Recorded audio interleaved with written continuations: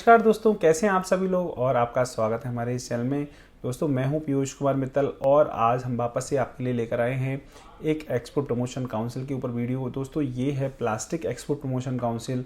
दोस्तों कि जैसा कि आप जानते हैं, हम लोग एक्सपोर्ट सब्सिडी और फाइनेंस के ऊपर इस प्रकार से वीडियो लेकर आते हैं जो कि आपकी मदद करती है आपके बिजनेस को बढ़ाने के लिए, और आपकी मदद करती है आपकी जो भी लागत आप लगाते हैं किसी रजिस्ट्रेशन या कंसल्टेंट को देने के लिए, वो आप उसे कैसे कर सकते हैं। तो दोस्तों, इस वीडियो के माध्यम से आज हम डिस्कस करने जा रहे हैं प्लास्टिक एक्सपोर्ट प्रमोशन काउंसिल।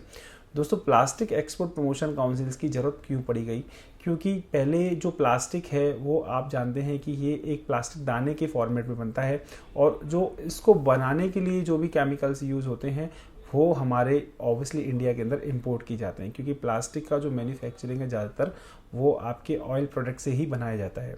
तो दोस्तों, इसको एक्सपोर्ट को बढ़ावा देने का एक सबसे बड़ा फ़ायदा ये भी है कि इसके अंतर्गत जो रोड टैप, जैसा कि आप जानते हैं, रोड टैप अपने आप में एक एक्सपोर्ट की सब्सिडी स्कीम है जिसके अंडर आपको गवर्नमेंट स्क्रिप्ट देती है ताकि आप उसका यूज कस्टम ड्यूटी को पेमेंट को कर पाएँ। तो ये आप अगर प्लास्टिक का एक्सपोर्ट है तो अगर ये नहीं लिए तो आपको ज़रूर इसका बेनिफिट अवेल करना चाहिए। दोस्तों, अब हम आगे बढ़ते हैं। जैसा कि आप जानते हैं कि जो ये काउंसिल है, इसका जो ऑब्जेक्टिव है वो है प्लास्टिक या प्लास्टिक से जुड़े हुए प्रोडक्ट को एक्सपोर्ट का बढ़ावा देने के लिए। दोस्तों, इसका गठन 15 जुलाई 1955 को किया गया, यानी कि इसे एक कंपनी के फॉर्म में, यानी जब कंपनीज एक्ट 1956 चला करता था तब उसके अंडर इसको फॉर्मेशन किया गया।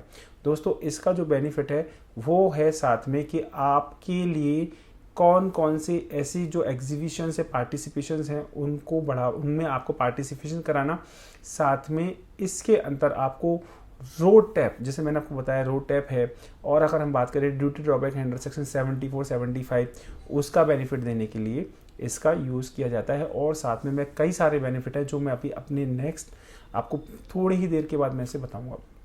दोस्तों, अब बात करते हैं कि इसका हेड ऑफिस क्या है। दोस्तों, मैं इसका हेड ऑफिस आपको बता देता हूं।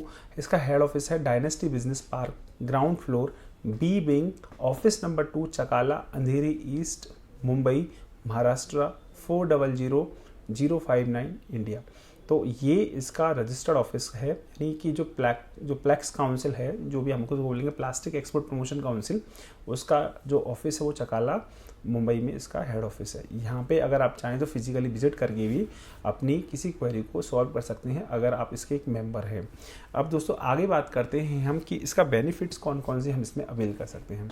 दोस्तों, ये डिस्काउंटेड फीस पे इंटरनेशनल ट्रेड फेयर्स में आपको पार्टिसिपेट कराते हैं। ये फाइनेंशियल जो बेनिफिट्स हैं वो प्रोवाइड कराते हैं एक्सपोर्टर्स को, जो कि गवर्नमेंट टाइम टू टाइम पे एक्सपोर्टर्स को प्रोवाइड कराती है।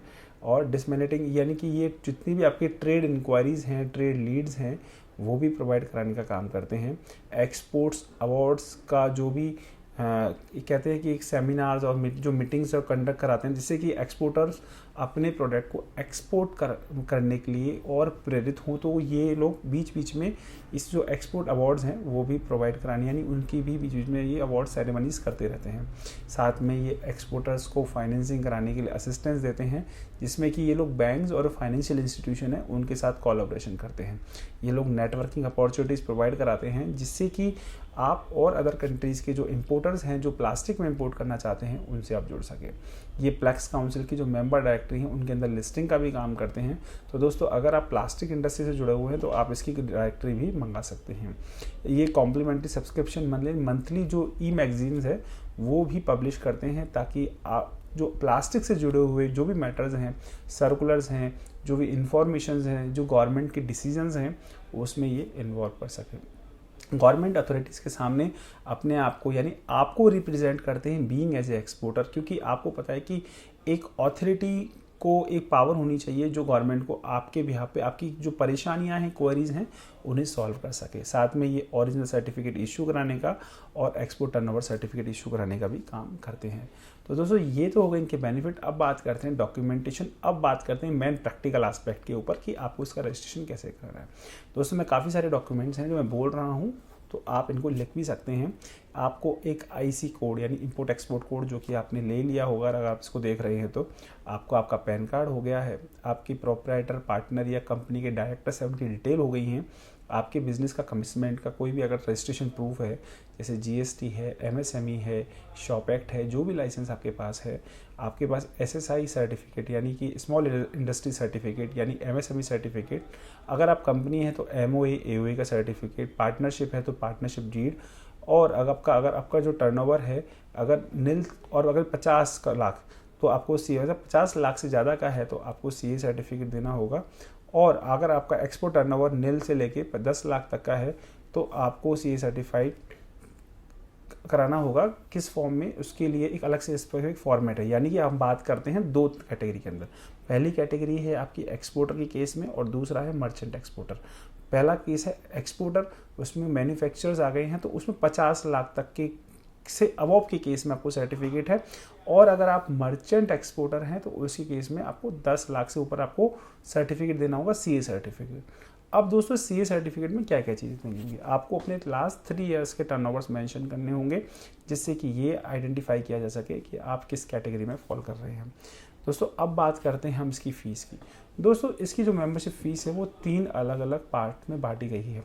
जो पहली फ़ीस है वो है आपकी 5000 rupees as a one time charge fees, और उसके बाद अगली है वो है 6000 रुपये मेम्बरशिप फ़ीस, और थर्ड है 500 रुपये एडमिन चार्ज फीस। तो टोटल जो फ़ीस है यानी कि 11,500 रुपया प्लस 18% का जीएसटी आपसे अलग से चार्ज किया जाता है। तो टोटल मिला के जो फ़ीस है वो है 13,570 रुपया। तो यानी 13,570 रुपीज़ का ये चार्ज आपसे लिया जाता है, और इसके माध्यम से आप अपनी जो ये काउंसिल की जो रजिस्ट्रेशन मेंबरशिप है वो ले सकते हैं, यानी आप इस आरसीएमसी को रिसीव कर सकते हैं। तो दोस्तों आपको अगर लगता है कि आपकी कोई भी क्वेरी है, अब मैं बताता हूँ आपको करना कैसे है। दोस्तों आपको जाना है डीजीएफटी की साइट पे, यानी डायरेक्टर जनरल फॉरेन ट्रेड की साइट पे। उस पर जाके आपसे लॉगिन कीजिए। लॉगिन करके आपको ये आरसीएमसी का ऑप्शन मिलेगा, वहाँ पे जाके इसकी आप एप्लीकेशन लगा सकते हैं। और अगर आपको लगता है कि आपके पास इसके लिए कोई वक्त की कमी है या किसी प्रकार का आपको पास कोई एक्सपर्ट नहीं है तो आप हमारी टीम को भी कंसल्ट कर सकते हैं। एक्सपोर्ट से जुड़ी हुई किसी समस्या के लिए आप हमें, या इम्पोर्ट से जुड़ी हुई समस्या के लिए आप हमारी टीम को संपर्क करके उसे सॉल्व करवा सकते हैं। तो दोस्तों ये वीडियो आपको कैसी लगी, अगर ये वीडियो अच्छी लगी हो और आपके लिए यूज़फुल है, काम की है, तो प्लीज़ आप हमें इस वीडियो को लाइक कीजिए, शेयर कीजिए, सब्सक्राइब कीजिए। Thank you very much.